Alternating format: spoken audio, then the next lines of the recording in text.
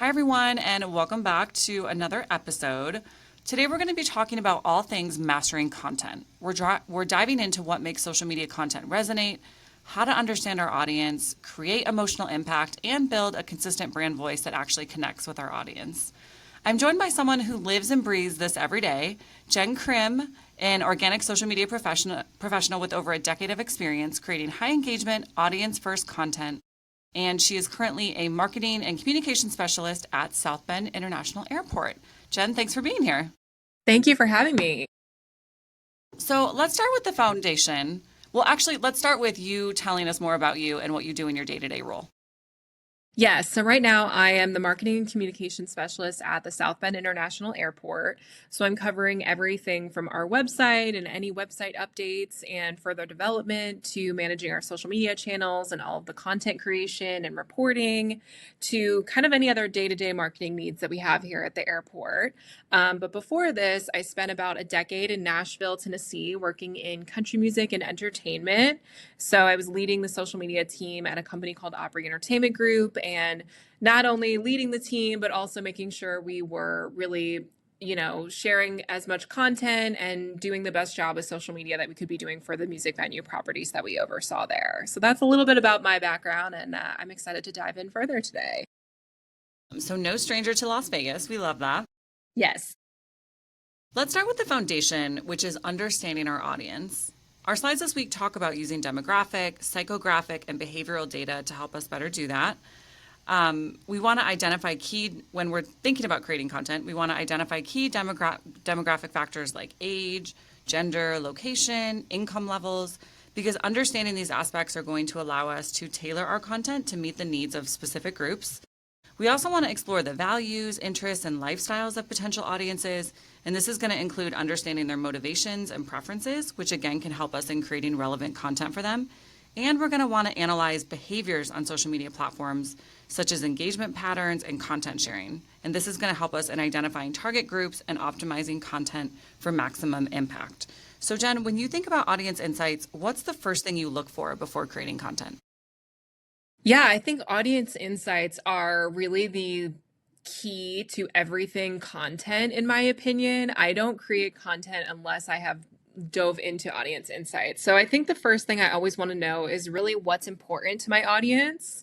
I spend a lot of time in the back end of our social platforms looking at what our demographics are. And I also spend a lot of time doing social listening to see, what are people talking about? How are they using social media? Because every demographic and age group, uses it a little bit differently, or people communicate differently throughout the ways that they are on social media. So audience demographics are really like the first place I start in getting those insights before I am even making content and diving into the creation side. Great points. And what tools or analytics do you rely on most to build that picture? Are there any that come to mind? Yeah, right now we have Sprout Social, and I've used Sprout Social throughout my career a lot for social listening, but I also think there's power in just natively being on platforms. I'm someone who's definitely spent time on Reddit, looking at different subreddits and just getting people's, thoughts and opinions that they're sharing there, but then also doing a quick search for your business on social platforms and seeing what content comes up. That's something that I do a lot of. And right now I'm actually currently in a social listening mentorship group. So I'm hoping to build that skill out further as well. Oh, that's awesome. Are there any other non-social related tools or places that come to mind that you feel like you maybe do get some good insight into who your audience is? Yeah, this might be sort of off the wall, but I know that my previous company, we had a property in Texas, ACL Live. And when I was out visiting that property, I was also someone who was asking everyone through the door for the concert that night, hey, how did you find out about the show? Or where did you book? So I think being able to just have conversations with people, whether it's people in your life or fans of your brand or business. I'm also someone who really advocates for in-person conversations or just sort of those kind of off the wall ways you can get feedback from people. That's probably not exactly the answer you were looking for, but that's always been something I've utilized in my career, and it's been super helpful to me. I love that. And obviously it'll vary by what brand you work for, whether you have brick and mortar locations that you can go to or it's more of an online thing. And in addition to social, your website data, Many companies do invest in surveys that could have some good demographic data in there. There's Yes. location analytics tools that could give you more of that info too. So I think there's so many places that we can really go to reinforce maybe some of what we're seeing on social to help better inform how we're going to use this data to serve our audience. Absolutely. Now we need to talk about why people actually use social media because I think obviously we forget that as content creators sometimes that we really have to go back to the very simple basics. And why do we think people use social media? What emotional or psychological needs does it fill? Like we really need to ask ourselves these questions about the brands that we're representing. And what emotional triggers make people more likely to share content on social media? How do feelings like awe, anger, or excitement influence what gets shared, especially related to our brand?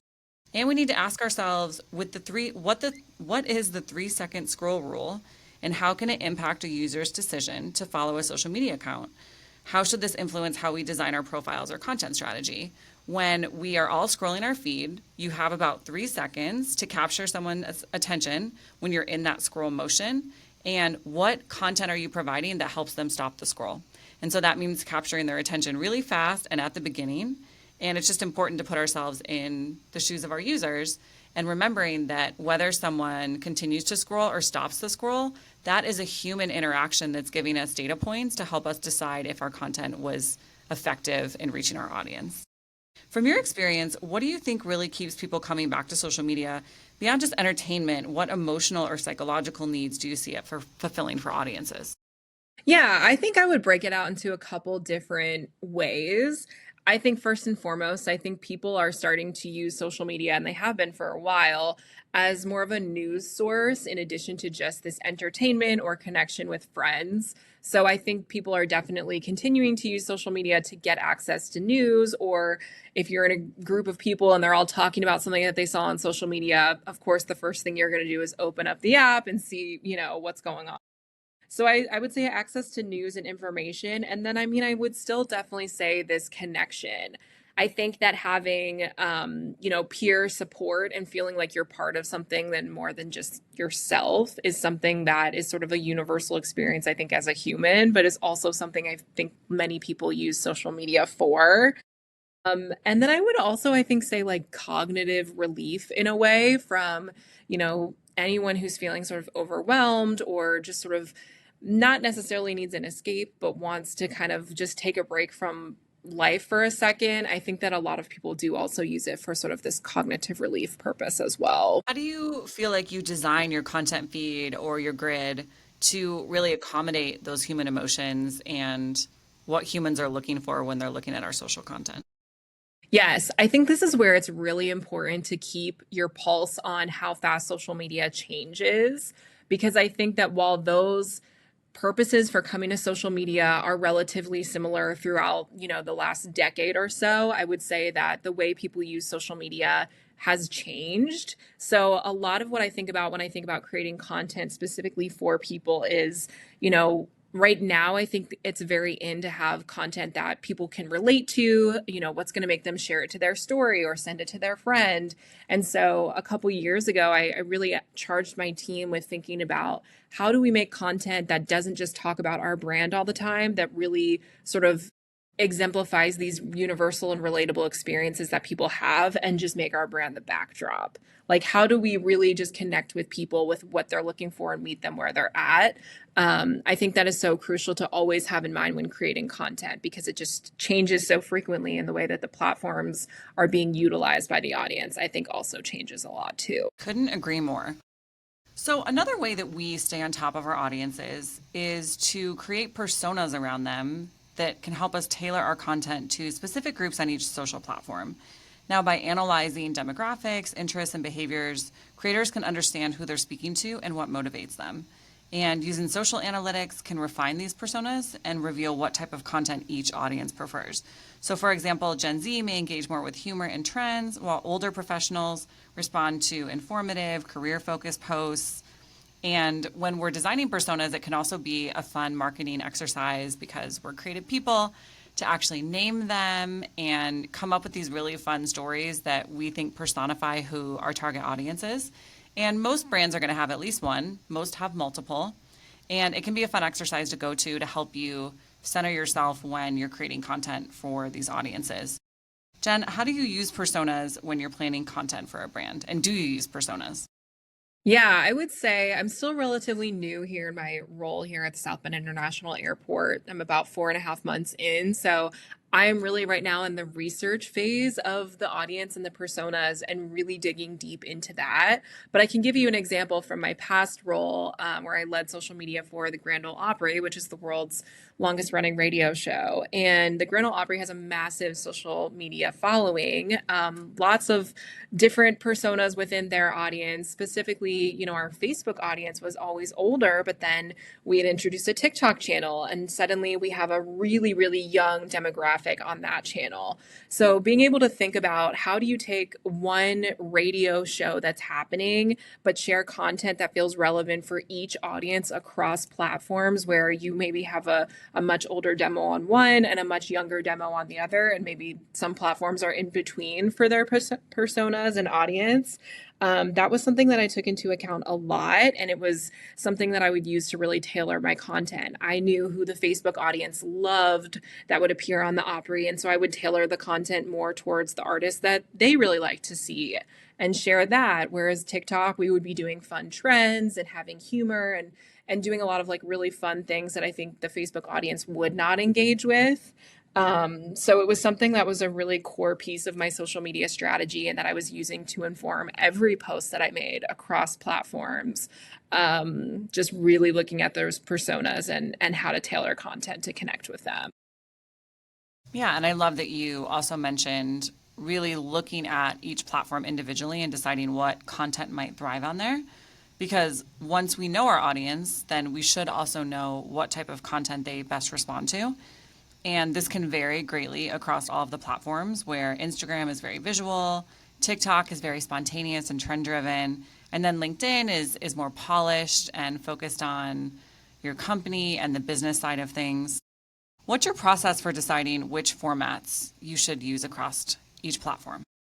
Yeah, I think the question I always ask myself when I'm deciding on what content to share is sort of what is the end goal that I have for my audience? Like what action do I want them to take? There have been times where, we've had an event and I want people to share the content. So something on Instagram I would share as a reel because those are, really key for discovery on that platform. They're easily shareable. I know that people can share them to their story. Whereas other things I've shared as a carousel because it's more information driven and I've wanted people to get all the information and sort of swipe through and have an experience. So thinking about the formats on each platform, I think always asking myself, what is the end goal and the end action that I want my audience to take? And then I sort of work backwards and decide, okay, if it's, discoverability and shareability, I'm either going with a reel or carousel or, I rarely do static graphics or static images these days. But yeah, I'm always sort of working backwards in that way to figure out what content format really matches the thing I want my audience to do at the end. Well said. And it's really important to remember that we can tell one story, but in many different forms. It can be behind the scenes on TikTok, it can be a carousel on Instagram, a blog on LinkedIn. Do you have a recent example of reusing content across channels in creative ways? So taking that one central message or piece of content that you created and then making it work across the different platforms. Yes. So this is not a super, super recent example, but back in 2020, when obviously COVID was happening, our business really sort of shut down and we had reopened for Opry House tours in the late summer of 2020. And so I created this series for social media called All Roads Lead to the Opry, where I tracked multiple Opry members' sort of musical journeys from their beginnings in their home state to some of the key milestones on their career to then ultimately becoming a member of the Opry, saying that not only did their road lead to the Opry, but yours can too. And I really tried to think about how we could get as much momentum from that as possible, not just across the social channels. It was initially an Instagram series on stories because this was sort of pre-reels and pre TikTok. We didn't have a TikTok at that point, but I shared it in more static format on Facebook. I did like a thread on Twitter, X, and then I also had created web pages for each of the Opry member journeys as well, and sort of pointed them all back together and had email point to that as well. So not a super recent example, but something that I really wanted to get more momentum out of, and really was very thoughtful about the way we were sharing that on each platform. And then also, how do we get more life out of it by having a permanent page for it to live on our website? Yeah, that's a great example because the more life we can squeeze out of one piece of content, it's just a nice feeling to not have to reinvent the wheel every time. Yes, I could But not agree more. a key component of everything is really thinking through those visual elements and especially video because it resonates so strongly with most of our audiences. How do you balance highly polished visuals with more organic, interactive ones? Yes, this is such an interesting question. I think that for me personally, whenever I've seen highly polished video content, sort of throughout the last decade or so, my brain immediately thinks ad. And so when I went to, my last company, Opry Entertainment Group, and we were really just creating these entertainment experiences for people, I will say we were shooting all of the content on our phones. We were just there capturing the moment. We did eventually start having more of this polished content. And so I would start to think about if it was a performance from someone and it felt like something that, if you would see it on TV or something, it would automatically feel a little bit more elevated and more polished. That's where we started bringing in the more highly polished content. If it was something where we were backstage and we were chatting with someone and it felt very informal, we would keep that a little bit more informal and have that sort of shot on that phone and really feeling very, sort of like if you're scrolling through Instagram or TikTok, what would you see your friends posting? A lot of their own iPhone content. That was sort of what we were going for with that. I think that the video format and sort of the way people are doing visuals has evolved so much. Now you're seeing these people have, brands that are doing TikTok TV shows and things like that. So I'm excited to see where it's going. But yeah, I really started to think about if it was more informal feeling or just casual, we would shoot that on an iPhone. And then if it was something you would sort of traditionally think to be more polished, we would go the more polished route that way. Yeah, I love those points. And my favorite thing is when I actually see ads in my feed now that actually feel like normal people content Yes. because it does make it feel more relatable and makes followers really feel like they're part of that creative process. Yes, And absolutely. it can also build community and offer insights at the same time as we get some data about how our audience is interacting with the content. Do you have an example of when this positively worked for your brand? Like Yeah. where you did something less polished in a time maybe that maybe you would have done something more polished and you saw it hit with your audience more? I have two examples of that to speak to. And I would say that, I think not only do we think very polished for the actual like format of the content, but also maybe the concepts themselves sometimes. I've had a lot of success with really breaking down my own individual sort of like biases, if you will, of, oh, it has to be something that I've got a whole brief for, and we have all this great creative. And I've had really great success just sort of jumping on and interacting with my audience. I will say a couple years ago for Blake Shelton's Bar Ole Red, which we also had, I was very big on Twitter and X with that audience. And I jumped on one day and said, we're going to play Ole Red Christmas carols. And it was just me, saying, hey, let's Ole Redify Christmas carols and we'll give away some fun swag. And it was just sort of me making up graphics on the fly and sort of interacting with them. And they had so much fun. It was such a cool way to kind of be off the wall about it, but have a really great experience for the audience from a content perspective in a way that was super unique for the brand and for them. And then also did like a video series that was Ole Red drinks as like Thanksgiving guests. So sort of personifying the drinks that we had at the restaurant with, the guests you see at Thanksgiving. Like this drink reminds us of, the aunt who asks you if you're single every Thanksgiving or whatever. So yeah, just sort of fun ideas that It's been something that I've used social listening and just audience interaction to really inform, and was a really great positive payout for the brand, and really built a strong relationship between the brand and the audience. Well said. Those are really fun examples too. I think our audience loves to see that when they know that we're talking about the same things that they are, and it just makes them feel connected to the brand too. And maybe gives Absolutely. you some good data for future content too. So that's a win-win. Switching gears a little bit, a consistent brand voice is another big theme that we need to talk about when it comes to content creation. We obviously need to adapt our content to each platform, and that may involve adapting our tone in some ways, being playful on TikTok, professional on LinkedIn, maybe more aspirational on Instagram. But how do you train yourself or your team to shift tone without losing that core brand identity? Yeah, that's such a great question. And I think it's been interesting to see over the last several years sort of the persona of a brand on social media. I think has been the most like unpolished, unfiltered and relatable that I've ever seen it. So it's opened up so many more ways to I think have fun and do a lot of fun things with your audience.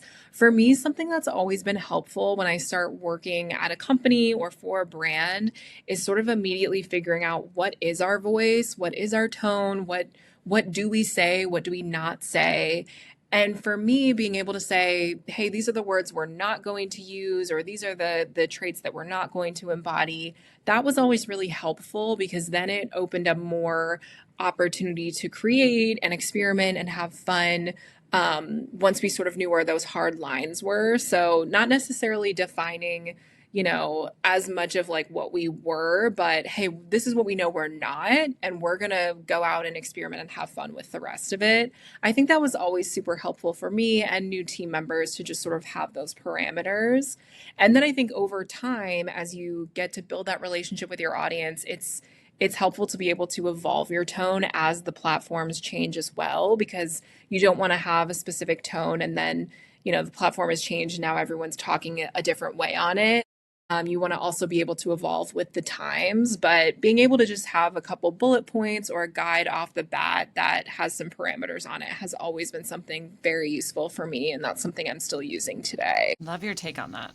So, in addition to brand voice and personas, another big piece of content creation is having content pillars or content buckets, sometimes people call them too. And they're like the structure behind your storytelling. They are essential for keeping our brand messaging consistent, and they serve as the foundation for our strategy and guiding the type of content that we create and share across many different platforms. So, most brands have 3 to 5 core content themes, and this can be based on our brand's goals like music discovery, behind the scenes content, user engagement, cultural campaigns, or exclusive content.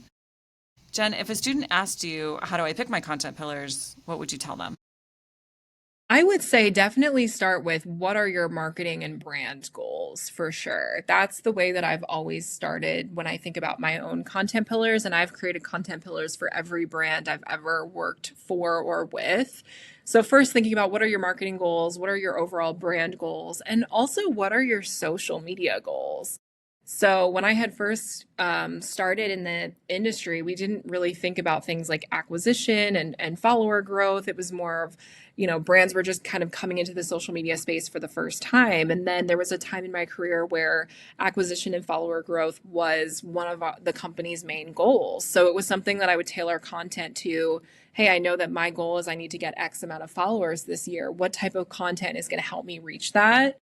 And then also, what are the sort of main pieces of your brand that you want to embody? For the Opry, we had Opry members, so we had celebrations as a content pillar. And we had, up and coming artists or Opry member invitations as content pillars. So I think there's some of it that really is unique to your brand. And then also thinking about your goals and putting those together so that your content really works harder for you is the way I've always approached the content pillars. Those are some really smart ideas. And even though it can be time consuming sometimes to figure out what those things are going to be, I do think it brings a nice level of organization to what you're doing that can still be flexible, but still gives you a framework to work with so that you can actually create content that you know your audience is passionate about and that your brand cares about too. Yeah, So oh, sorry, I was just go going to ahead. say, I completely agree with that. I feel like it was helpful to say that it really created consistency for the audience. So they knew what to expect from us, and that led to increased engagement. And that is always a good thing. So, switching gears, as we're talking about storytelling, a big piece of storytelling is providing our audience with memorable moments. Some examples that we have are Nike, of course, they effectively use storytelling by showcasing customer stories that inspire and motivate, such as athletes overcoming challenges. We have Coca-Cola. They like to employ behind the scenes content in their marketing campaigns, such as Share a Coke.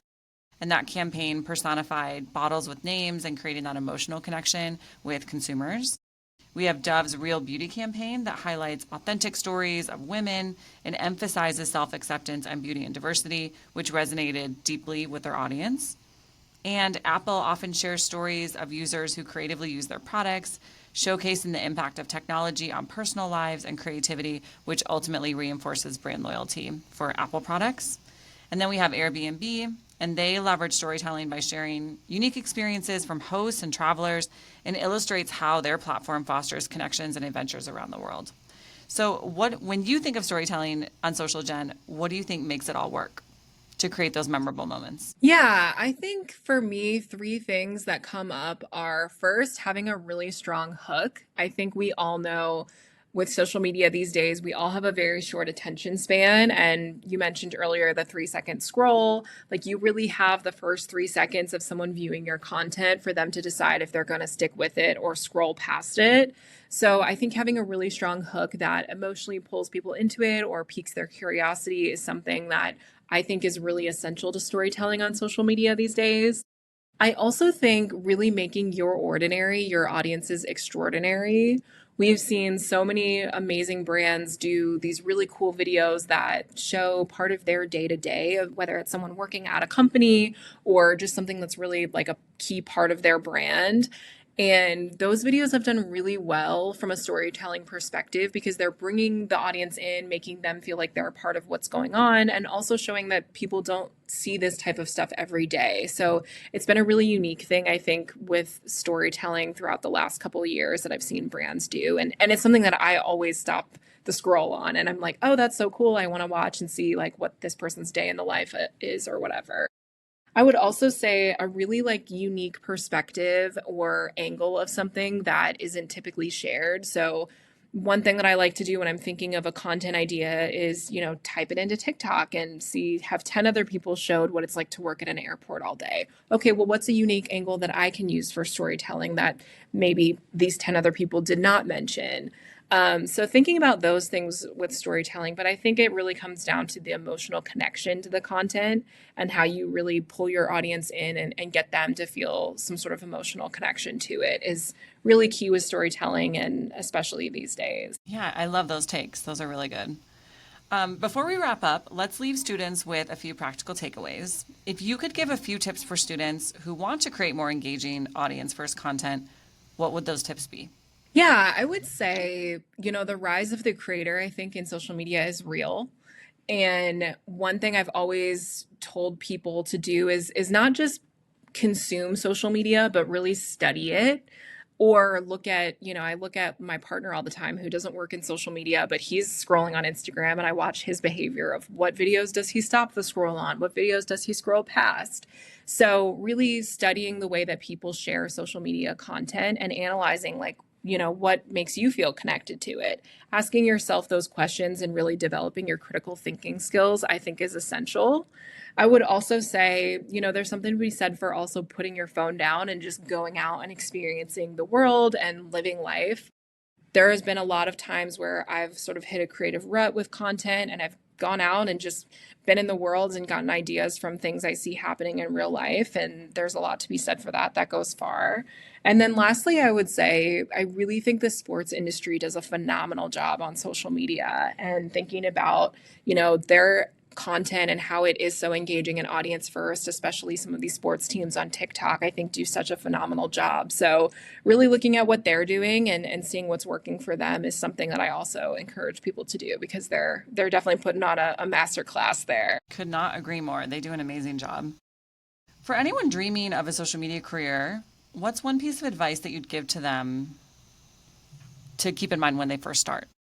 I think really thinking outside the box and being creative. I think when you're first starting your career, it's really easy to just want to be in the mix and doing your job well. Obviously, we all want to do that. But don't be afraid to take risks and don't be afraid to sort of question like, hey, what if we thought about doing it this way? I've used creativity a lot throughout my career and it's always paid off in the way that I approach content. So being able to really be creative and not be afraid of that, I think is key. And then I also think like never stop learning, always be curious, always ask questions, get to know people. Being able to develop that curiosity is something that I think is also really essential in social media and will take you far. Perfect advice to close on. Jenn, thank you so much for sharing your insight and energy today. Thank you so much for having me. And students, I will see all of you next time.